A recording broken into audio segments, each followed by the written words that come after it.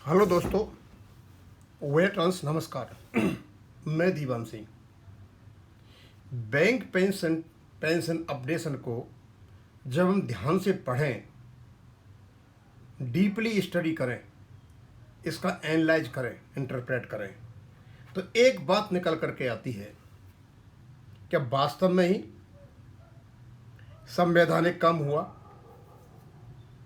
कोई lawful activity हुई, या जिम्मेदार पदों पर बैठे हुए जो लोग जिम्मेदार हैं इस लीगैलिटी के लिए, क्या उन्होंने कोई ऐसा बोझ उठाया? मुझे तो नहीं लगता, क्योंकि जो IBNS सर्कुलर निकाला था 2015 में, उसको पढ़ने के बाद मैं तो एक निष्कर्ष पर पहुंचा हूं कि IBM में इतने पढ़े लिखे एजुकेटेड लोग बैठे हुए हैं, लॉ के जानकार बैठे हुए हैं, बड़ी बड़ी डिग्री लिए हुए बैठे हुए हैं। जिस समय उन्होंने चंडीगढ़ हाई कोर्ट का 24, 25, 26 पैराग्राफ कोट करके HR हेड को लिखा था, क्या समझ में नहीं आया था? और जब HR हेड को मिल गया, उन्होंने भी पढ़ा होगा। अब कोई HR और छोटी मोटी चीज़ तो होती नहीं है, वो भी कानून के जानकार होते हैं। तो क्या उनकी समझ में आया या नहीं आया? अब ये मैं नहीं कह सकता कि उनकी समझ में जरूर आया, लेकिन वो चुप रहे। इस चुप्पी का अर्थ होता है पाप, अधर्म, अमानवीय विचार दिमाग में आए होंगे। ठीक है, हम यूनियन को दोष नहीं देते। हमारे पास एक ऐसा नेता रहा जिसने अपना ईमान धर्म सब बेच दिया, और साथ में जितने भी लोग उसके साथ चले सब अपना ईमान धर्म बेचते रहे। और इनका ईमान धर्म बेचने का जो तमाशा बेंगलोर में हुआ, वो देखने लायक था।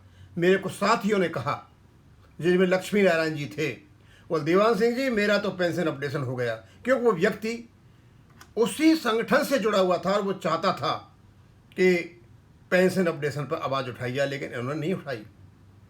वो बता रहे थे कि पंजाब की अमरजीत कौर ने, मैडम ने कहा कि पेंशन अपडेशन पर मुद्दा उठाइए, लेकिन वेंकटाचलम ने नहीं उठाया। और इसका सारा भरौता इनको आपस में ही इनका पाप का घड़ा फूटा और PR मेहता ने फोड़ दिया।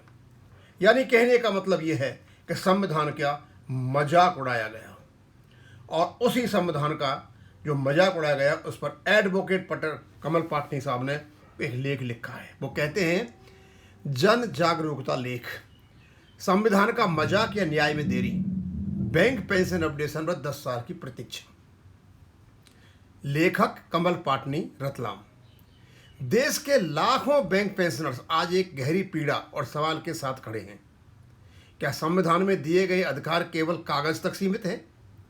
क्या न्याय की प्रक्रिया इतनी लंबी हो सकती है कि उसका अर्थ ही समाप्त हो जाए? मामला क्या है?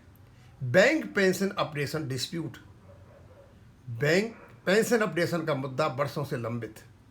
पंजाब और हरियाणा हाई कोर्ट ने निर्णय सुनवाई, उसके बाद सुप्रीम कोर्ट ऑफ इंडिया में अपील, और ये अपील लगभग 10 वर्षों से लंबित है। संविधान क्या कहता है? आर्टिकल 14, सभी नागरिकों को समानता का अधिकार। आर्टिकल 21, गर्मामय जीवन का अधिकतम अधिकार। प्रश्न यह है, आज पेंशन को समय पर न्याय न मिलना इन अधिकारों का उल्लंघन नहीं तो और क्या है? 10 साल की देरी, क्या यह सामान्य है?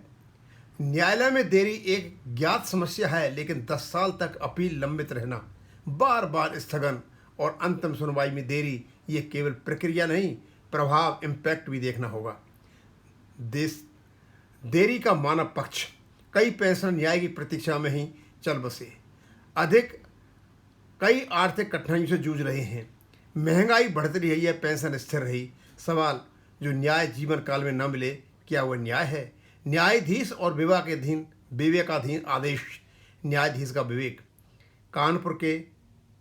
कानून के भीतर होता है, तथ्यों और तर्कों पर आधारित होता है, लेकिन यदि निर्णय में देरी हो, ये सुनवाई बार बार टले, और तो आम व्यक्ति ये समझ लगता है कि न्याय नहीं हो रहा है। क्या संविधान का मजाक है? ये कहना कठोर हो सकता है, लेकिन अधिकार स्पष्ट हो, पीड़ा स्पष्ट हो, फिर भी निर्णय न आए, तो ये भावना उत्पन्न होना स्वाभाविक है। जिम्मेदारी किसकी? ये एक सिस्टम की समस्या है। नीति निर्धारक सरकार, आईबीए, बैंक प्रबंधन, न्याय प्रक्रिया सभी की साझा जिम्मेदारी है। न्याय समय पर मिले। समाधान क्या है? समयबद्ध सुनवाई, पेंशन मामलों के लिए विशेष बेंच, अनावश्यक स्थगन का नियंत्रण, स्पष्ट सरकारी नीति। निष्कर्ष, संविधान केवल अधिकार नहीं देता, वह समय पर न्याय की अपेक्षा भी करता है। यदि न्याय में अत्यधिक देरी हो तो ये विश्वास और कमजोर हो जाता है। बैंक पेंशन की लड़ाई केवल पैसों की नहीं, समानता, सम्मान और समय पर न्याय की है।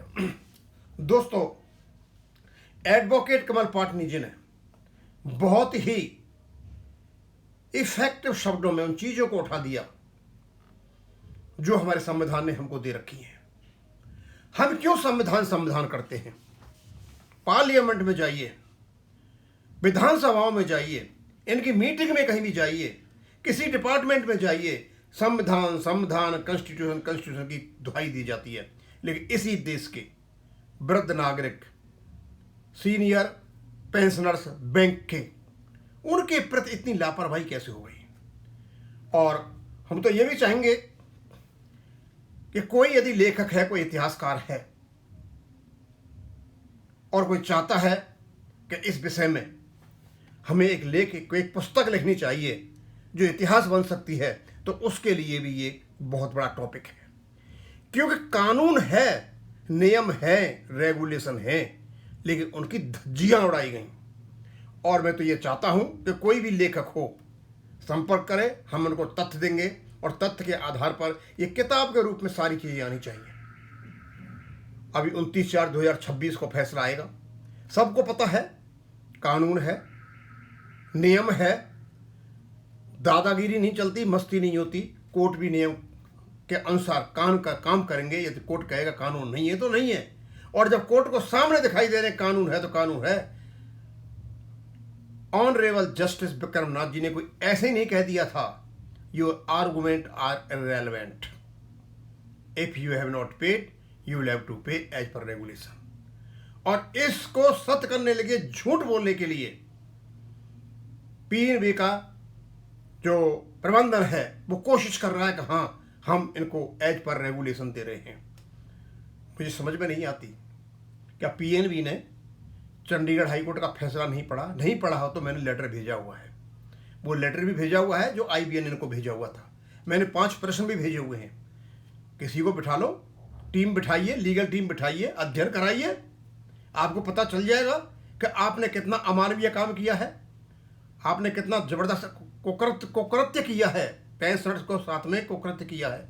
मुझे नहीं लगता आज के टाइम पर कोई आदमी 20-25 हज़ार में अपना गुजर बसर करता हो, लेकिन ये करवा रहे हैं।